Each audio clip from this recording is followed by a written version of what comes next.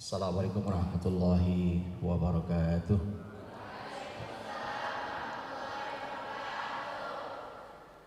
Alhamdulillahilladzi anzala as-sakinata fi qulubil mu'minin liyazdadu imanan ma'a imanihim.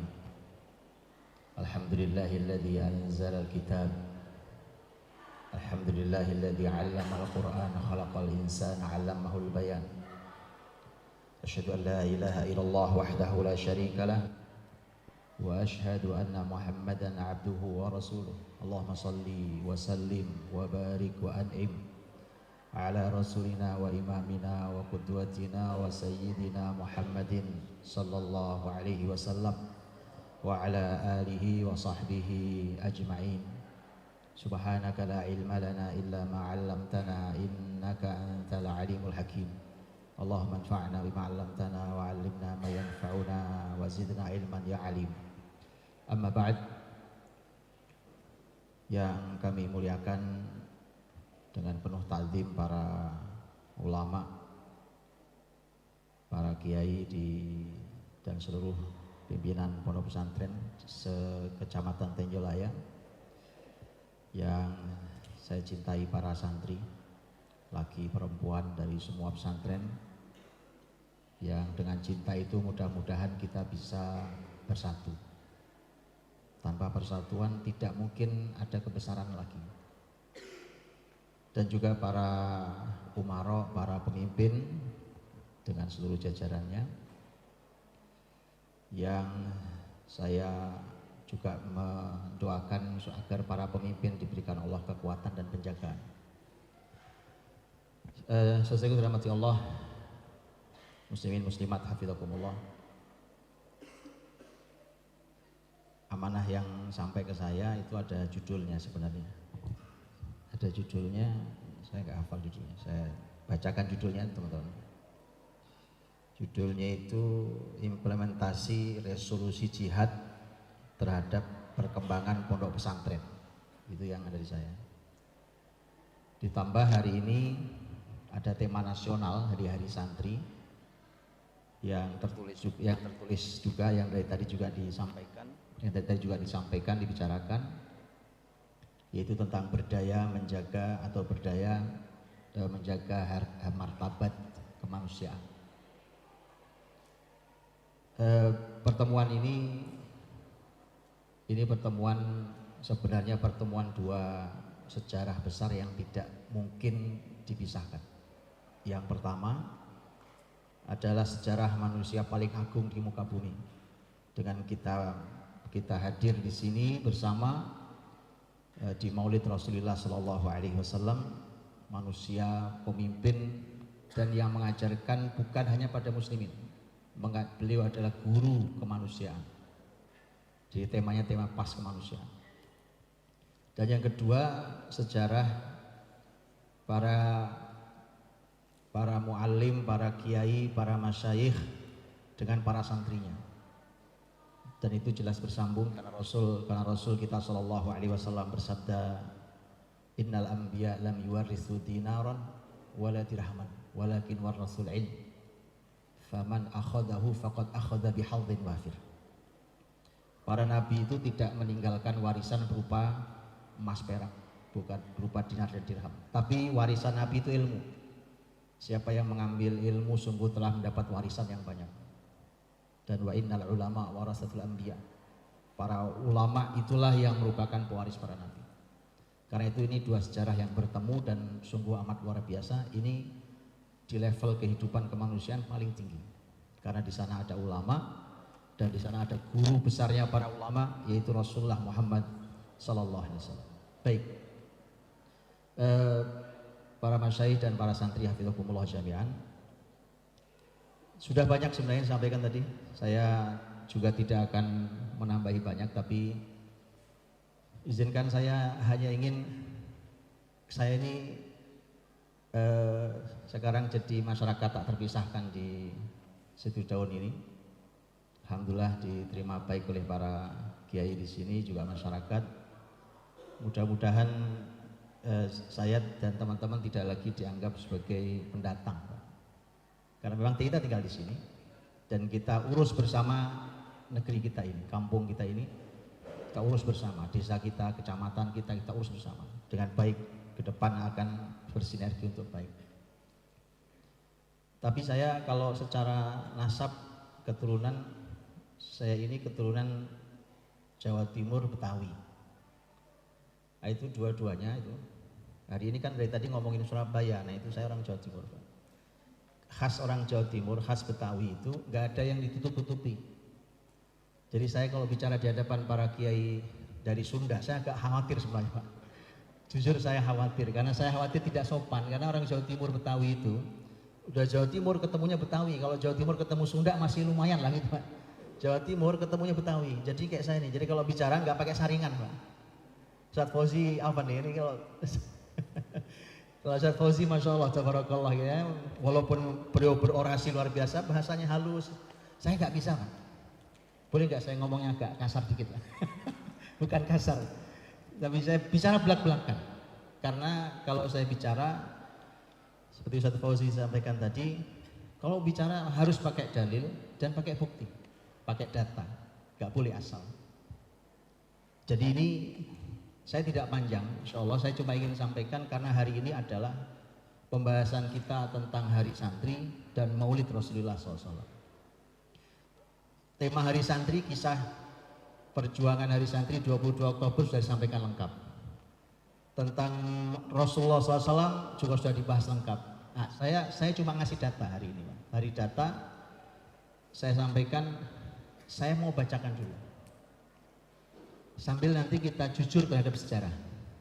Dan kita kalau sudah cek data sejarah, kemudian nanti kita koreksi hari ini kita, bukan untuk mencaci maki atau menghina siapapun, tapi untuk lebih baik. Santri, kiai naik semuanya posisinya. Ya, sebagaimana dalam sejarah besar yang sudah diceritakan panjang lebar tadi. Di awal saya ingin bacakan teks. Kalau teks itu bukan, kalau di ilmu hadis bukan riwayah bil ma'na. Ini betul-betul ini lafzan saya bacakan teksnya. Sebelumnya saya ingin sampaikan dulu. Kalau mau Bapak Ibu mau lebih detail, bacalah buku judulnya Fatwa dan Resolusi Jihad. Penulisnya Allahyarham rahmatan wasi'ah, sudah meninggal beliau, rahimallahu rahmatan wasi'ah. Dan kami Masya Allah berinteraksi baik sekali dengan beliau. Kami pernah mengundang beliau untuk diskusi tentang sejarah, karena beliau, yang saya kagumi dari beliau rahimahullah itu, beliau itu peneliti sejarah Indonesia itu sangat serius. Itu kalau membaca transkrip kuno Pak, itu luar biasa beliau itu. Namanya Kiai Haji Agus Sunyoto rahimahullah rahmatan wasi'ah. Beliau sebelum meninggal itu ketua Les Bumi PBNU. Jadi beliau ketua Les Bumi PBNU. Dan beliau punya buku, nulis buku judulnya Fatwa dan Resolusi Jihad. Tolong dibaca. Tadi saya sudah sampaikan, tidak boleh, kata Ustadz Fauzi tadi, nggak boleh bicara tanpa dalil. Dalil, ayo kita bicara dalil, Qurannya mana, hadisnya mana, penjelasan ulamanya mana. Setelah itu kalau mau bicara fakta sejarah, yuk kita bicara data, biar nggak ngarang kita. Saya hanya menguatkan apa yang sudah disampaikan tadi. Saya bacakan. Sebenarnya Bapak Ibu, para kiai, para santri hafizakumullah, jadi sebenarnya tanggal 22 Oktober itu yang dikeluarkan oleh Hadratus Syekh Hasyim Asy'ari rahimahullah ta'ala rahmatan wasi'ah, dengan para kiai yang hadir di Surabaya. Itu kumpulnya tanggal 21 dan 22. Keluarnya resolusi tanggal 2. Sebenarnya yang dikeluarkan bukan cuma resolusi. Yang dikeluarkan itu dua. Kata Pak Agus Sunyoto, beliau yang dikeluarkan dua. Satu fatwa, dua resolusi. Ini dua hal yang berbeda. Kalau fatwa itu adalah perintah para ulama kita, para kiai kita untuk seluruh muslimin. Itu perintah sifatnya, fatwa. Kalau resolusi itu kesepakatan para ulama yang ditujukan pada NKRI, pada negara Indonesia. Jadi ada dua sisi. Kalau yang satu perintah untuk muslimin, yang satu adalah kesepakatan para ulama yang mengirimkan pesan untuk NKRI, untuk para pemimpin negara ini. Saya bacakan ya, saya bacakan teks apa adanya, ini tekstual supaya saya nggak ngarang. Saya bacakan yang pertama. Yang pertama adalah fatwa. Ini kalimatnya. Tentu ejaannya ejaan lama. Saya bacakan. Fatwa resolusi jihad fisabilillah. Ini bunyinya. Tekstualnya. Berperang, menolak dan melawan penjajah itu fardu ain yang harus dikerjakan oleh tiap-tiap orang Islam. Laki-laki, perempuan, anak-anak, bersenjata atau tidak, bagi yang berada dalam jarak lingkaran 94 km dari tempat masuk dan kedudukan musuh. Jadi fardu ainnya di situ. Yang jaraknya 94 km dari tempat masuk dan kedudukan musuh. Bagi orang-orang yang berada di luar jarak lingkaran tadi, kewajiban itu jadi fardu kifayah yang cukup kalau dikerjakan sebagian saja. Ya ini sebagiannya, saya tidak bacakan semua. Ini fatwa untuk muslimin. Penjajah yang masuk Surabaya, karena serunya di Surabaya tadi itu isu di Surabaya sudah berkembang bahwa penjajah mau masuk. Maka gak ada yang ridho, gak ada yang rela, termasuk para ulama yang kumpul tanggal 21, 22 itu mengeluarkan fatwa untuk muslimin. Kalau betul datang, karena isunya mereka datang tanggal 25 dan ternyata betul datang tanggal 25 Inggris itu. Jadi 21, 22 kumpul Oktober, 25 Inggris datang membonceng nikah Belanda tadi itu. Sehingga ini difatwakan ini masuknya itu dari karena dari laut itu dari Tanjung Perak. Surabaya bagian utara. Makanya pertempuran yang nanti sangat besar itu terjadi di sekolah Al-Irsyad. Kalau Bapak Ibu ke Perak, ke Ampel, itu ada sekolah Al-Irsyad besar. Disitulah pertempuran besar terjadi di situ. Nah, ini dihitungnya oleh para ulama jaraknya 94 km. Pertanyaannya kenapa 94 km? Pak Agus Sunyoto, Pak Kiai Haji Agus Sunyoto dalam bukunya ini dalam ceramahnya juga beliau menyampaikan karena itu jarak seorang musafir boleh mengqashar sholatnya. Begitu disampaikan oleh beliau. Jadi ini Bapak Ibu dan para santri, ini fatwa dikeluarkan. Fatwa dikeluarkan itu untuk muslimin. Ini nanti jadi pelajaran sejarah buat kita. Apakah cukup? Gak cukup. Para kiai membuat resolusi. Kenapa membuat resolusi? Nanti kita akan lihat sisi kalimatnya. Ini tekstual saya bacakan. Mengapa ulama perlu membuat resolusi ditandatangani oleh para ulama dikirimkan ke para pemimpin negara Indonesia, NKRI. Saya bacakan tekstualnya. Baik. Bismillahirrahmanirrahim. Revolusi. Rapat besar wakil-wakil daerah dalam kurung konsul-konsul perhimpunan Nahdlatul Ulama seluruh Jawa Madura pada tanggal 21-22 Oktober 1945 di Surabaya mendengar (2) bahwa di tiap-tiap daerah di seluruh Jawa Madura ternyata betapa besarnya hasrat umat Islam dan alim ulama di tempatnya masing-masing untuk mempertahankan dan menegakkan agama kedaulatan negara Republik Indonesia Merdeka. Menimbang (2) A. Bahwa untuk mempertahankan dan menegakkan negara Republik Indonesia menurut hukum agama Islam termasuk sebagai satu kewajiban bagi tiap-tiap orang Islam. B. Bahwa di Indonesia ini warga negaranya adalah sebagian besar terdiri dari umat Islam. Mengingat (2) 1. bahwa oleh pihak Belanda dalam kurung nikah dan Jepang yang datang dan berada di sini telah banyak sekali dijalankan kejahatan dan kekejaman yang mengganggu ketentraman umum. 2. Bahwa semua yang dilakukan oleh mereka itu dengan maksud melanggar kedaulatan negara Republik Indonesia dan agama dan ingin kembali menjajah di sini, maka di beberapa tempat telah terjadi pertempuran yang mengorbankan beberapa banyak jiwa manusia. 3. Bahwa pertempuran-pertempuran itu sebagian besar telah dilakukan oleh umat Islam yang merasa wajib menurut hukum agamanya untuk mempertahankan kemerdekaan negara dan agamanya. 4. Bahwa di dalam menghadapi sekalian kejadian-kejadian itu perlu mendapat perintah dan tuntunan yang nyata dari pemerintah Republik Indonesia yang sesuai dengan kejadian-kejadian tersebut. Memutuskan, 2. 1. Memohon dengan sangat kepada pemerintah Republik Indonesia supaya menentukan suatu sikap dan tindakan yang nyata serta sebadan terhadap usaha-usaha yang akan membahayakan kemerdekaan dan agama dan negara Indonesia, terutama terhadap pihak Belanda dan kaki tangannya.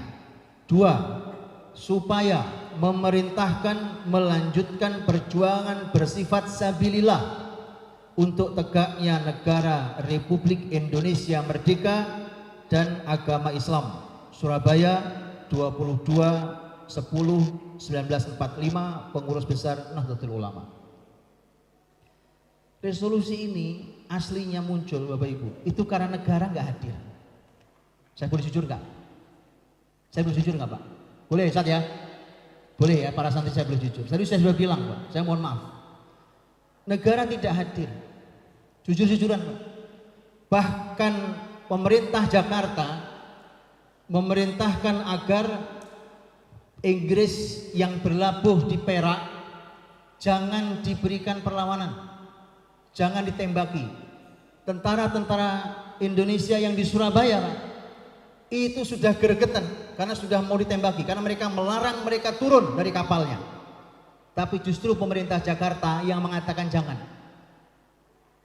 Itu nanti tanggal 25 itu. Sementara bayangkan muslimin itu sudah orang yang paling peduli terhadap masyarakatnya. Mereka korbankan bahkan nyawa mereka itu. Nah, ini resolusi dikeluarkan itu, saya mohon maaf kalau bahasa saya, negara tidak hadir. Keputusan Jakarta lambat. Bahkan begitu tadi Ustadz sampaikan, pertempuran besar 3 hari 3 malam ditambah 1 hari lagi. Di tanggal 26, 27, 28 ya, tanggal 26, 27, 28 pertempuran besar 3 hari terjadi. Tanggal 29 dan nanti tanggal 30 baru pemerintah Jakarta datang.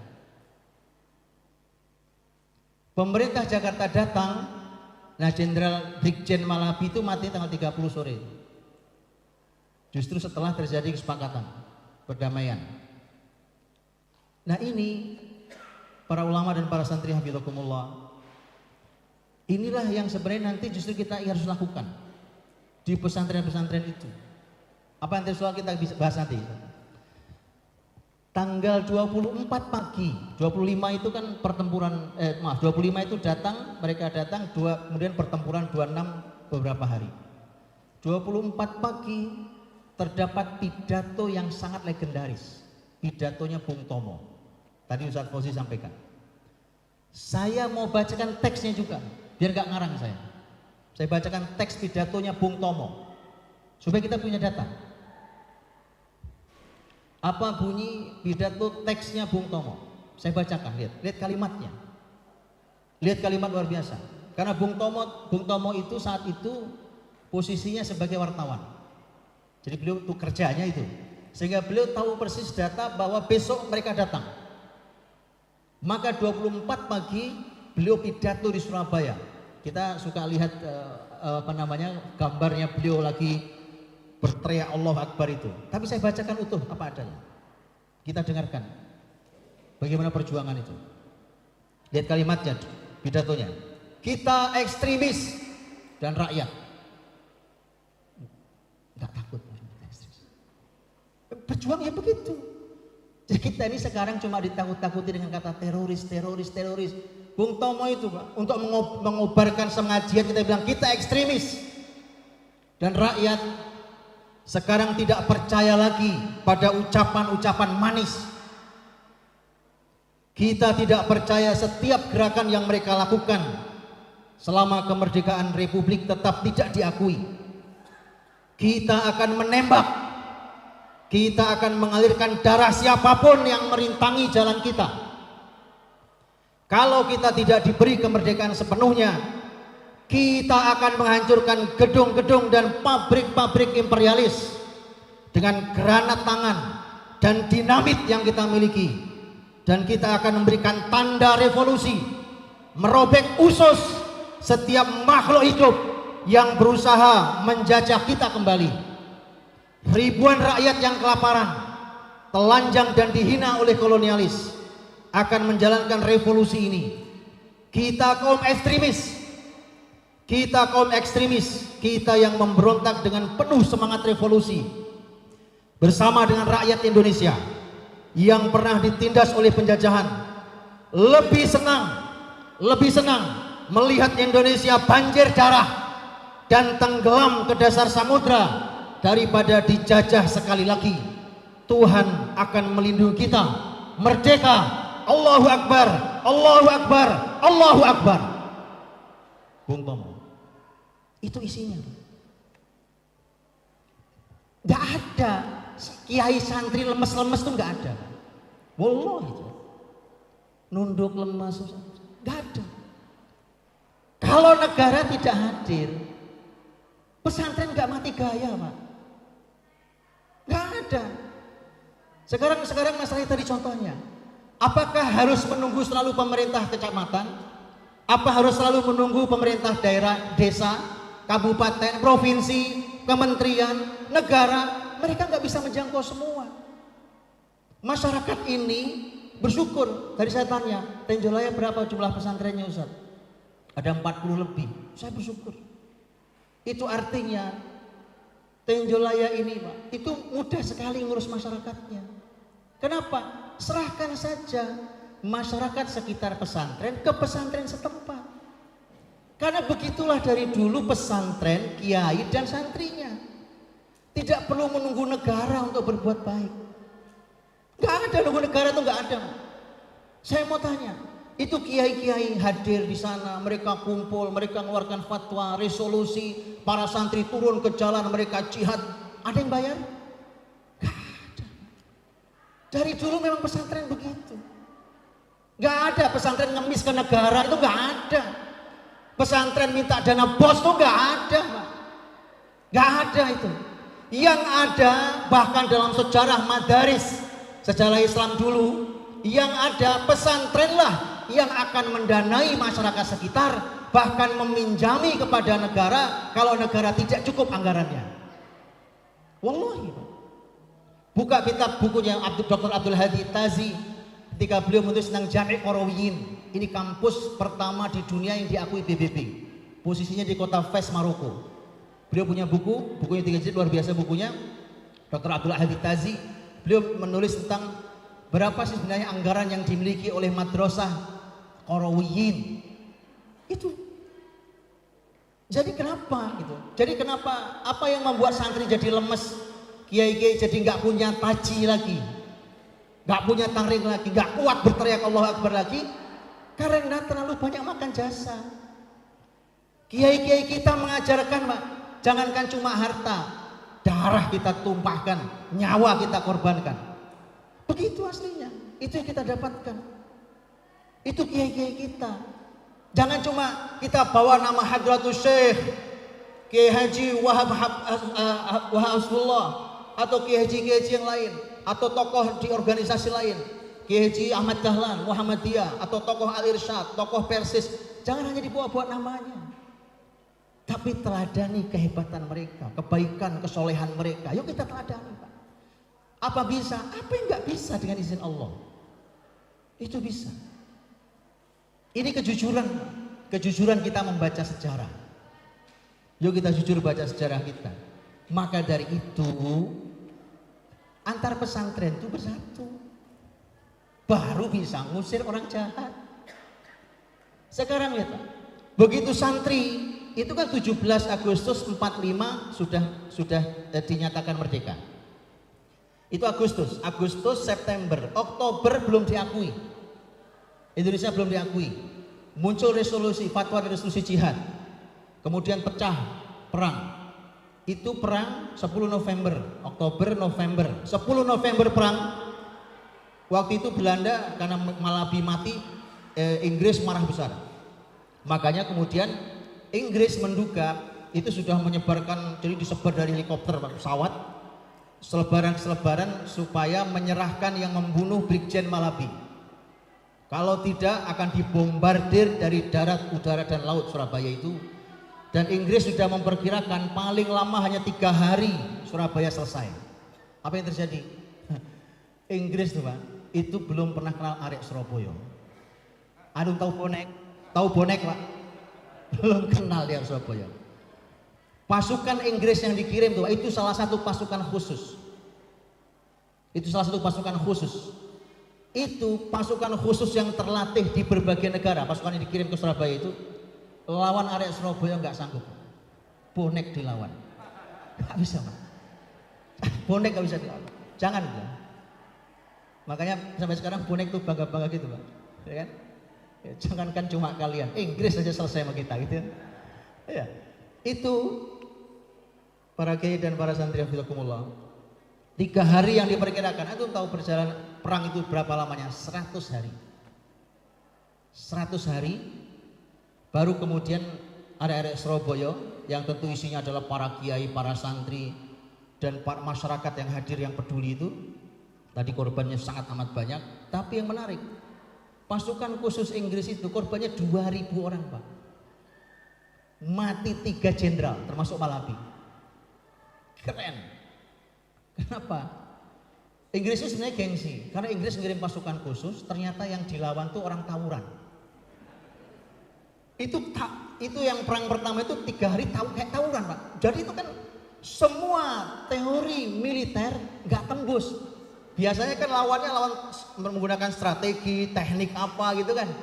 Ini dihadapi bonek tawuran. Itu Inggris nggak sanggup. Maka perkiraan 3 hari 10 November itu mereka mau dibombardir habis-habisan itu, dan itu banyak gedung runtuh di Surabaya. Itu 3 hari ternyata nggak selesai. Pesawat bilang selesai. Itu sampai baru berakhir 100 hari. Kata Pak Kiai Haji Agus Sunyoto rahimahullah ta'ala, beliau mengatakan setelah 100 hari para kiai membuat kebijakan lagi, yaitu hentikan perlawanan fisik. Enak kalau punya kiai yang punya ruh, punya izzah, menggerakkan umat. Berhenti, hentikan perlawanan. Gimana sekarang? Karena korban sudah sangat banyak. Jadi para ulama lah yang punya pertimbangan syariat, dan syariat itu hidup di lapangan. Hentikan itu. Kalau kata Pak Kiai Haji Sunyoto, beliau mengatakan perlawanan kemudian diubah menjadi perlawanan sesuai dengan hadis Nabi SAW, man tasyabbaha biqaumin fahuwa minhum. Itu perlawanan berikutnya, yang bermirip-mirip dengan satu kaum maka sama dengan mereka. Berupa apa perlawanannya? Nah, kalau kata Pak Kiai Haji Sunyoto, sarung inilah perlawanannya. Makanya santri sarungan Pak. Santri diharamkan pakai jas karena itu pakaian orang kafir. Santri diharamkan pakai dasi karena itu pakaian orang kafir. Santri sarungan. Bukan kalimat saya, kalimat Ketua Les Bumi PBNU Bapak Kiai Haji Agus Sunyoto rahimahullah ta'ala rahmatan wasi'ah. Baca bukunya di Fatwa dan Resolusi Jihad dan dengarkan ceramah-ceramah beliau. Jadi izzah kiai itu sampai kayak gitu Pak. Makanya kalau sekarang kita melintir sana, melintir sini, ya kan? Dan sampai akhirnya tidak punya izzah Islam dan muslimin. Kalau santri, mohon maaf saya sebesarnya, santri nyiumi tangan kiainya ya sudah begitu. Begitulah takzim dan penghormatan diajarkan. Tapi kalau orang kafir datang ke pesantren pada cium tangan, saya jujur Pak Kiai, tunjukkan fatwanya ke saya. Penghormatan orang datang, saya tidak tahu, saya ajarkan ke saya. Saya kalau membaca kisah-kisah para kiai mengajarkan izzah setinggi itu, lihat izzahnya.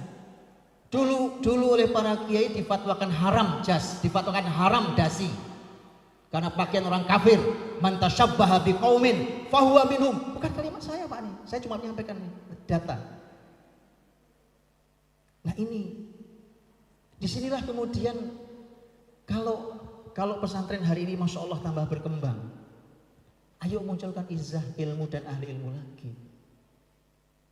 Memang salah satu yang akan membuat kita cepat sekali jatuh harga diri ilmu dan para ahli ilmu serta para santri, urusannya memang urusan harta. Memang urusan harta memang. Itulah mengapa pesantren harus bersatu. Kita buat program kemandirian ekonomi. Ayo kita buat Al-Fatihah. Saya sudah bilang ke teman-teman di Al-Fatihah, kan Al-Fatihah ini mohon maaf baru setahun. Saya sudah bilang ke teman-teman, saya minta izin setahun merapikan di dalam dulu sini. Setelah itu saya akan ziarah kepada para masyaikh di kecamatan Tenjolai dan pesantren-pesantrennya. Kenapa? Karena ayo kita lakukan sesuatu. Muslimin gak bisa nunggu siapapun. Kita lakukan sendiri dengan tangan kita sendiri, dengan kaki kita sendiri, di bawah naungan bimbingan Allah dan Rasulullah Muhammad SAW. Dan itu kita lakukan. Kita gak usah nunggu siapapun, gak perlu nunggu negara datang alhamdulillah, gak datang ya gak apa-apa. Kenapa? Ini negeri-negeri kita. Kita bebaskan dari penjajah tadi dengan darah syuhada, darah para kiai kita, dan darah para santri-santri kita. Menarik salah satu ceramah Pak Kiai Haji Agus Sunyoto. Saya cuma menukil-nukil saja Pak. Beliau sampaikan, kok santri hebat-hebat lawan pasukan khusus Inggris kok bisa menang? Apa sebabnya? Beliau tarik jauh ke belakang. Tahu itu sebenarnya beliau narik jauh belakang, saya nggak tarik karena waktunya nggak ada. Saya potong di tahun 43, 1943 Jepang datang. 42, 43 Jepang datang itu kekuatan militernya dahsyat. Belanda yang sudah lama di Indonesia itu kalau kata Pak Kiai Haji Agus Sunyoto 7 hari kalah. Hebat sekali kekuatan militer Jepang. Soekarno dan para tokoh itu datang ke orang Jepang itu untuk meminta agar anak-anak Indonesia ini diajari militer. Maka dilatihlah militer itu. Singkat kata dibentuklah lebih dari 60 divisi, 60 batalion militer. Satu batalion isinya 600 sampai 700 orang. Nah, itulah yang disebut dengan PETA, pembela tanah air.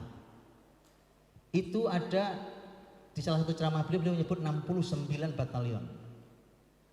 Yang 66 yang 3 di Bali, yang 66 di Pulau Jawa. Yang 66 semua pemimpin batalionnya muslim. Dari 66 yang 20 batalion komandannya kiai. 20 batalion. Dilatih maka mereka menjadi orang-orang luar biasa. Bayangkan tuh kiai pemimpinnya itu. Hadratus Syekh Kiai Hasyim Asy'ari rahimahullah taala melihat itu maka Kiai Hasyim Asy'ari datang sendiri ke Jepang. Artinya datang sendiri ke pasukan Jepang yang di Indonesia, meminta agar pesantren juga dilatih militer. Tuh, nggak ada santri lemas-lemas tuh nggak ada. Fisiknya nggak ada. Itu Hadratus Syekh. Kan kita mengagumi beliau, kita meneladani beliau. Itu loh contoh luar biasa.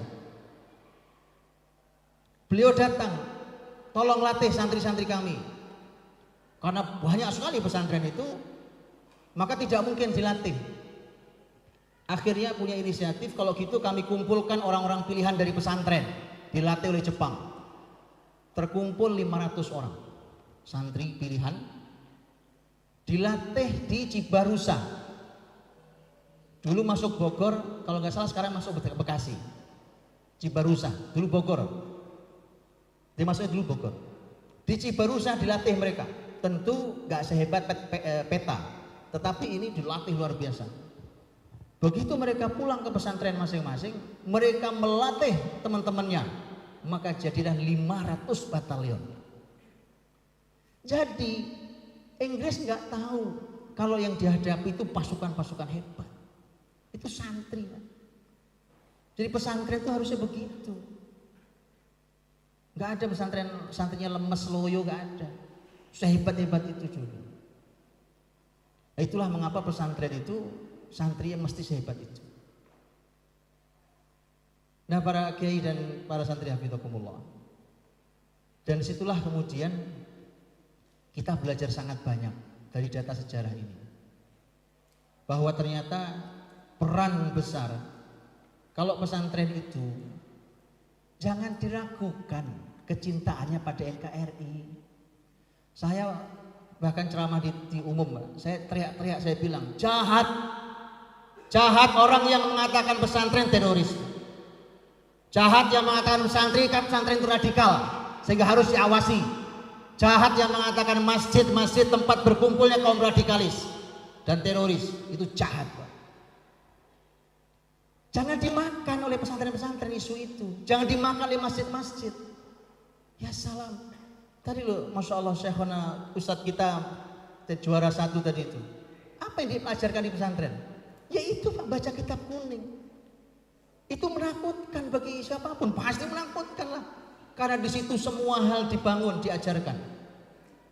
Termasuk ruh jihad. Jadi jahat betul. Sayangnya itu kita terima kalimat itu. Terus kita tembakkan ke saudara kita yang lain. Antar pesantren tembak-tembakan akhirnya.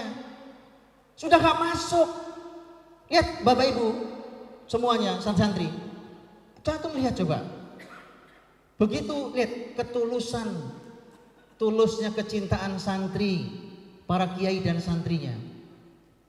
Begitu berhasil mengambil negeri ini dari penjajah, mengusir mereka sebersih-bersihnya, sampai negeri ini diakui oleh negara dunia, negara-negara di dunia tentang kemerdekaannya.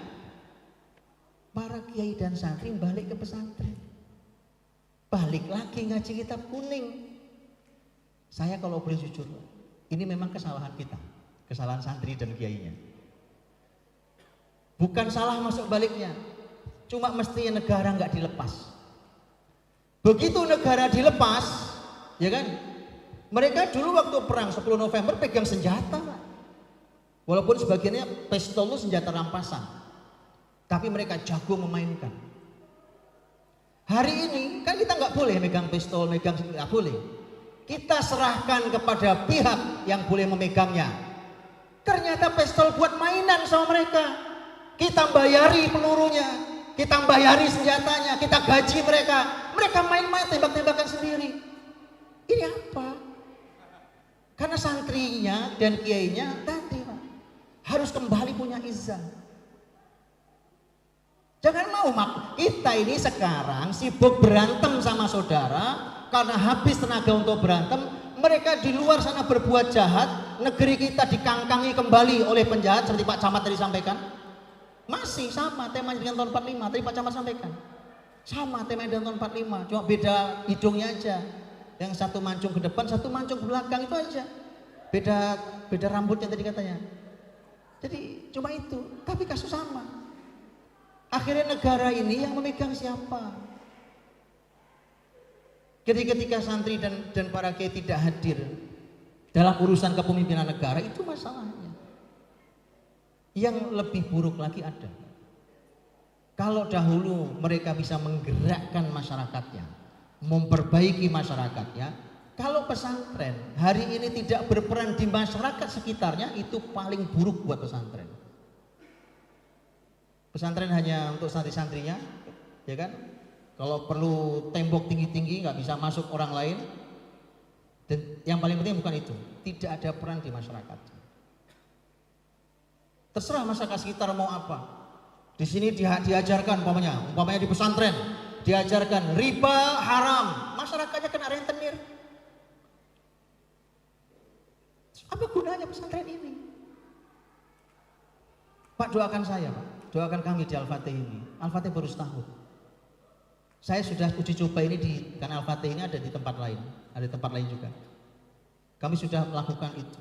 Bahkan mengentaskan masyarakat dari jeratan ribawi, rentenir yang sangat jahat itu. Dan kita tahu itu dosa sangat besar, lebih besar dari zina, sebagaimana hadis Nabi SAW. Terus kalau pesantren ada, terus gak bisa berperan, terus ngapain? Riba diajarkan di fikih, itu haram, dosa besar, minal kabair. Tapi kemudian masyarakat di sekelilingnya kena riba. Apa yang terjadi?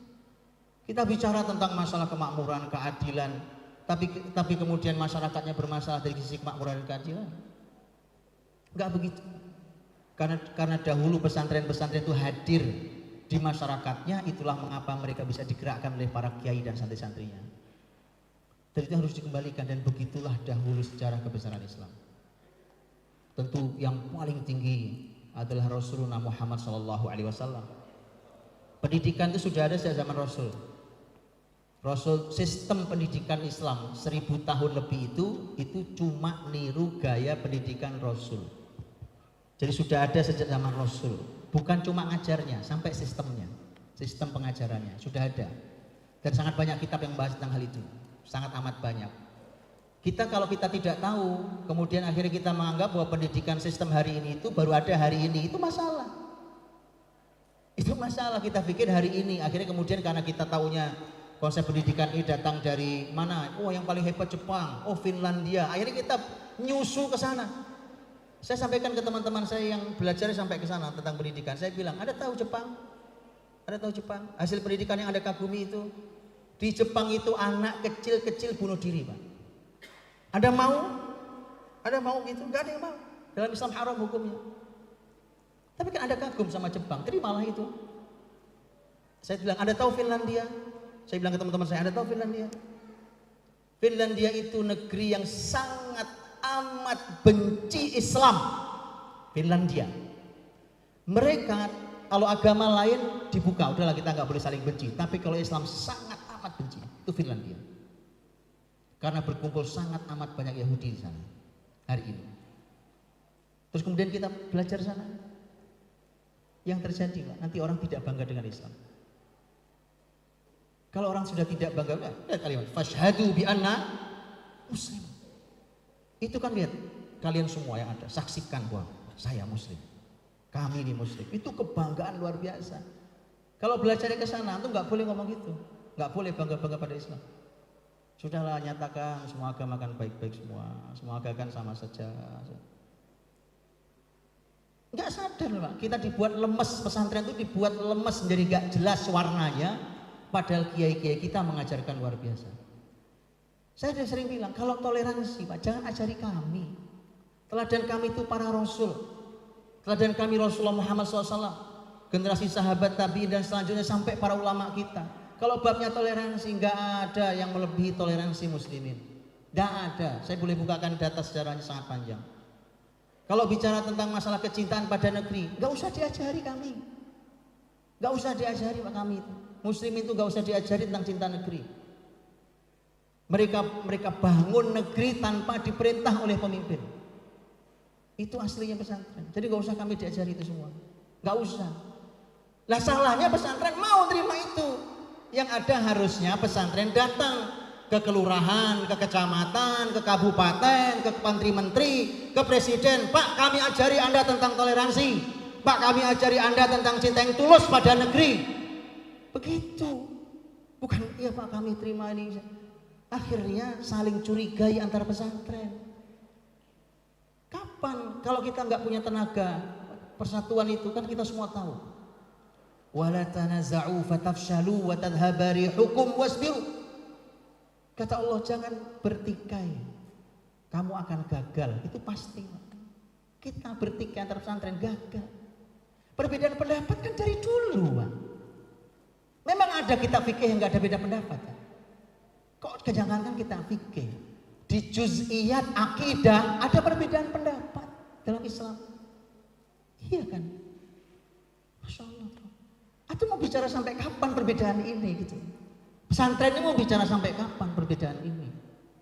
Kemudian akhirnya saling benci yang muncul di antara kita. Setiap santri ditanamkan kebencian sama saudaranya, sama pesantren lain. Apa yang terjadi? Kenapa nggak kita kumpul? Berbeda, ayo berbeda. Yang penting di atas kitab. Bahwa nanti ujungnya tidak ketemu lah. Orang-orang soleh zaman dulu, para kiai kita zaman dulu, para ulama kita zaman dulu, bahkan sahabat Rasul, bahkan Rasul masih hidup saja mereka beda pendapat kok. Terus kenapa kita begini sekarang? Ayo kumpul, ayo satu. Kecamatan Tenjulai, ayo kapan kumpul? Ayo Pak kumpul. Al-Fatih siap, siap Pak. Al-Fatih sangat siap, segala-galanya Al-Fatih siap. Ayo mau apa? Saya sampaikan hari ini. Karena saya gelisah kalau ada orang bertikai sesama muslim. Mau dilihat loh sholatnya masih ngadep kiblat semua. Para ulama ngajari kita kalimat luar biasa. Nuhibbu ahlal qiblah wala nukaffiruhum. Itu kalimat para ulama kita. Kita cintai semua ahlul qiblah dan kita tidak kafirkan mereka. Coba tanya, NU kiblatnya kemana? Sama. Muhammadiyah kiblatnya kemana? Salafi kiblatnya kemana? Orang PKS kiblatnya kemana? HTI kiblatnya kemana? Kenapa sekarang begini? Kiblatnya sama-sama ngadep kiblat Pak kita. Kiblat kita masih sama-sama Ka'bah. Perbedaan pendapat bisa kita lerai. Kita duduk bareng yuk. Kita ngobrol bareng yuk. Kita ngopi bareng yuk. Jangan dipertajam perbedaan ini. Jangan ditanamkan kebencian pada santri-santri kita. Jangan Pak. Perbedaan pendapat ada di semua hal. Kalau Anda mau adu kitab, mereka punya kitab, kita punya kitab, sana punya kitab. Ayo kita diskusi yang baik. Begitu. Supaya kita ini bersatu. Karena tanpa persatuan mustahil ada kekuatan Pak. Fatafshalu wa tadhhaba rihukum. Kamu gagal dan kamu pasti akan lemah. Itu kalau kita tidak bersatu. Akhirnya negeri ini diambil orang-orang jahat. Padahal dulu para kiai dan santri yang bebaskannya. Ayo kita rebut kembali Pak, Bu.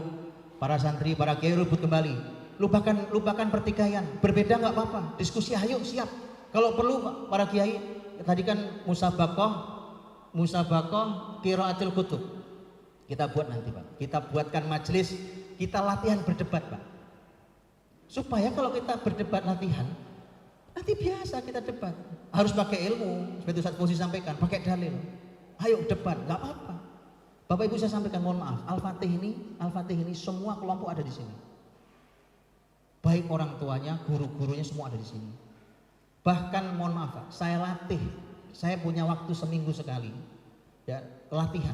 Karena Al-Fatih itu yang ini kan di sini SMP SMA, yang level SD-nya itu ada di 33 kota dari Aceh sampai Makassar.